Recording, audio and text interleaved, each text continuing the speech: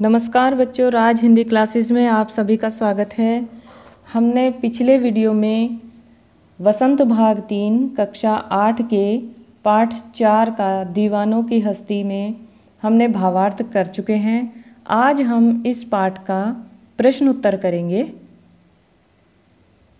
पाठ्य पुस्तक में जो प्रश्न उत्तर दे रखे हैं, सबसे पहले कविता से दिया हुआ है। पहला प्रश्न, कवि ने अपने आने को उल्लास और जाने को आंसू बनकर बह जाना क्यों कहा है।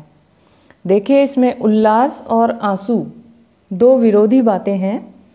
जो कवि ने ऐसा क्यों कहा है, कारण पूछा गया है।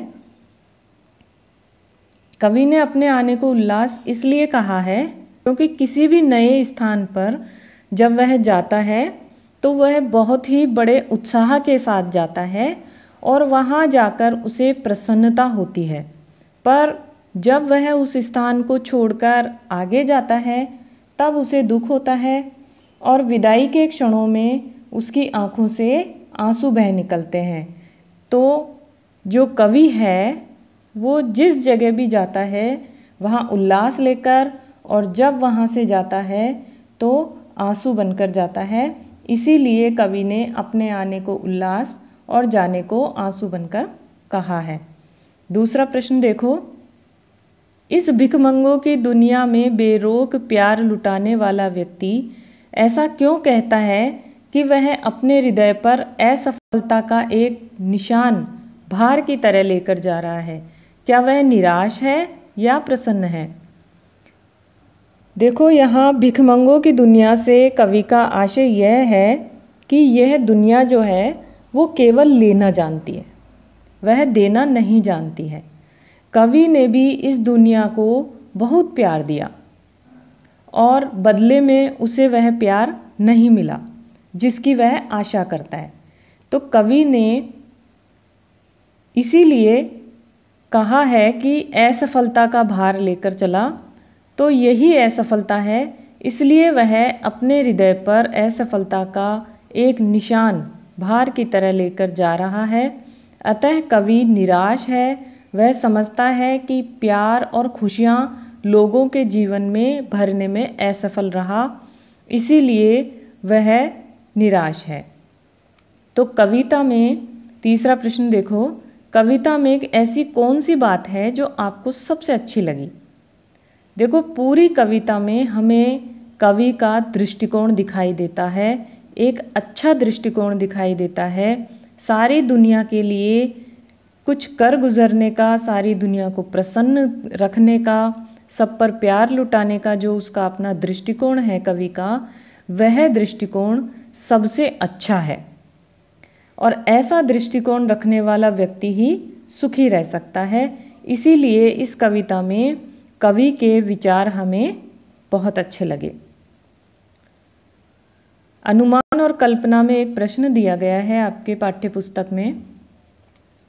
देखो प्रश्न क्या है। एक व्यक्ति एक पंक्ति में कवि ने यह कहकर अपने अस्तित्व को नकारा है कि हम दीवानों की क्या हस्ती है, आज यहाँ कल वहाँ चले। दूसरी पंक्ति में उसने यह कहकर अपने अस्तित्व को महत्व दिया है कि मस्ती का आलम साथ चला, हम धूल उड़ाते जहाँ चले। यह फाका मस्ती का उदाहरण है, अभाव में भी खुश रहना, यही फाका मस्ती कहलाती है। तो कविता में इस प्रकार की अन्य पंक्तियाँ भी आई हैं जिन्हें हमें ध्यानपूर्वक पढ़ना है और उस कविता में जो परस्पर विरोधी बातें हैं उन्हें यहाँ प्रस्तुत करना है। तो विरोधी बातों वाली पंक्तियाँ देखो, एक तो ये है, आए बनकर उल्लास अभी, आंसू बनकर बह चले अभी। यहाँ उल्लास भी है और आंसू भी है। उल्लास और आंसू दोनों का ही रूप यहाँ दिखाई देता है, इसलिए यह विरोधाभासी पंक्तियाँ हैं। दूसरी पंक्ति देखो, हम भिखमंगों की दुनिया में स्वच्छंद लुटाकर प्यार चले। यहाँ भिखमंगे भी हैं और लुटाना भी है, यानी भिखमंगों के पास लुटाने को थोड़ी कुछ होता है, लेकिन फिर भी यहाँ भिखमंगे शब्द भी आया है और लुटाकर भी आया है, दोनों का उल्लेख किया गया है एक ही पंक्ति में। तो ये विरोधाभासी काव्य पंक्तियां हैं। तीसरी पंक्ति है, हम स्वयं बंधे थे और स्वयं अपने बंधन तोड़ चले। अब यहाँ बंधना भी है और तोड़ना भी है, ये दोनों विरोधाभासी बातें हैं।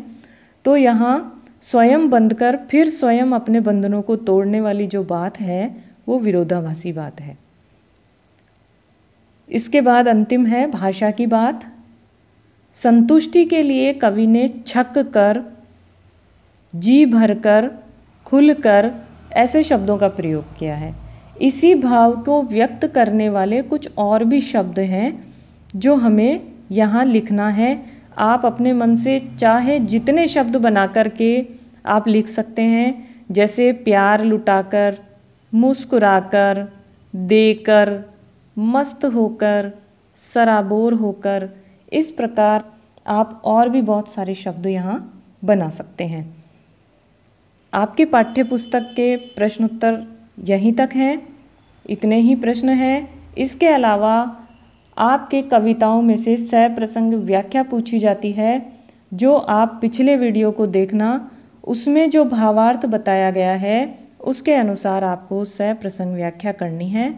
आपको भावार्थ वाला वीडियो बहुत ध्यान से देखना है और उसे समझना है, कमेंट भी करना है। अगर आपको वीडियो पसंद आया तो सब्सक्राइब करो, लाइक करो और शेयर करो। धन्यवाद।